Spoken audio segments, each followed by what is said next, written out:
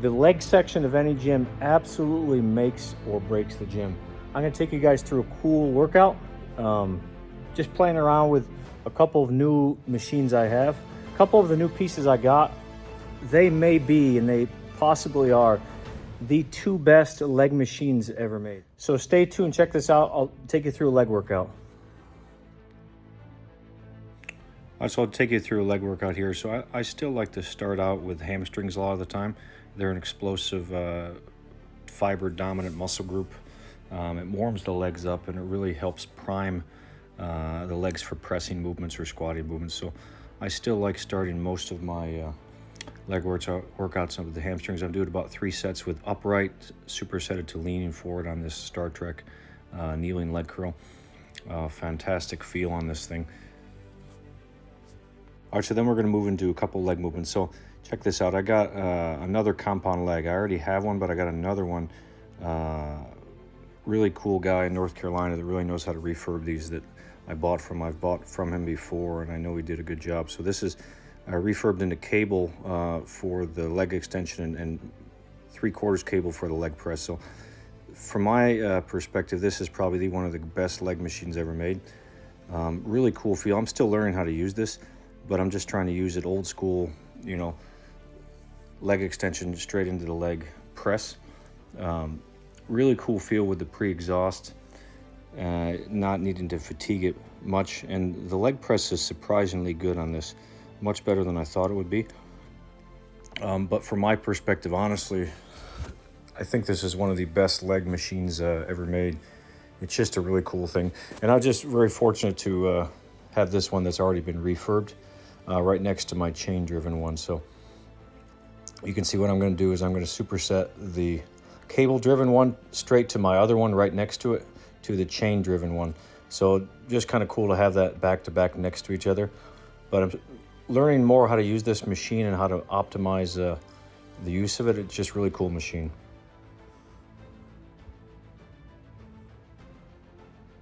Then we're going to move into some more quad dominant movements.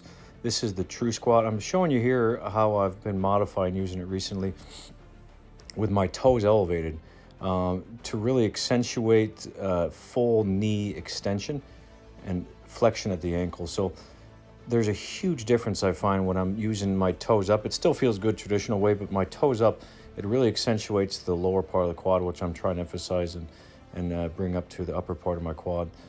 But still an all-time classic machine. It's taken me a long time to know how to use this with a counterweight, but when you know how to use it with the counterweight, it's just superb.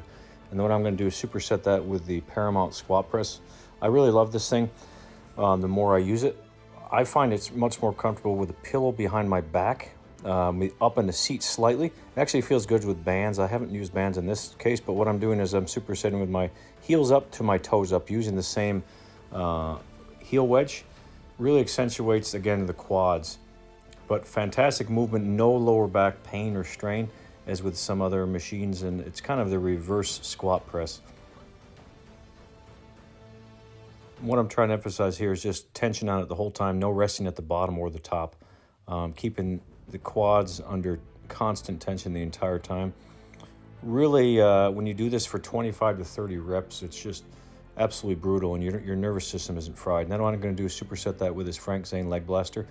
Got a little bench behind me. I kind of do a slight box squat. Actually, my toes are up on that same body solid heel wedge thing I showed you, and I'm trying to bring my knees forward as much as possible. You can't really see it, but this is really like kind of a sissy squat movement where I'm really pushing my knees forward as much as possible to accentuate quad dominance.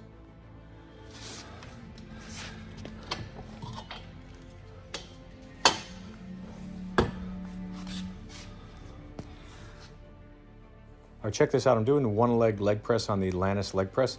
The modification I showed you where you just pull the seat out like that, it goes from like a 40-degree leg press to like a 10 to 15-degree leg press. It makes a huge difference in range of motion, in comfort, no lower back strain at all. And from my perspective, the rollers on this thing are just money.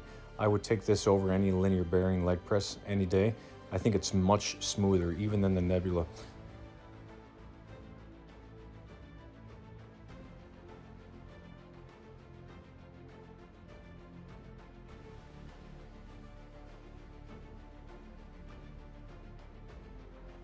So I kind of couldn't resist, even though it wasn't in my programming.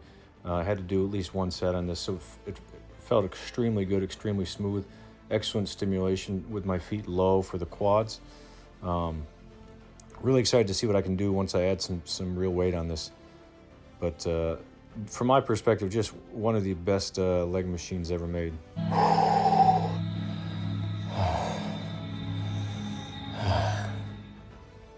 And then the last part is some superset of calves with my torso upright to my torso lying back on this Atlantis selectorized machine. This is probably my favorite way to use this machine. So smooth, belt driven. It works phenomenally well for calves. Obviously for legs too. I haven't used it in a while for legs. I need to get back into it, but fantastic way to train the calves in a safe position that's not going to potentially compromise your lower back. So let me know what you guys think. Lots of more content coming your way. Have an awesome day.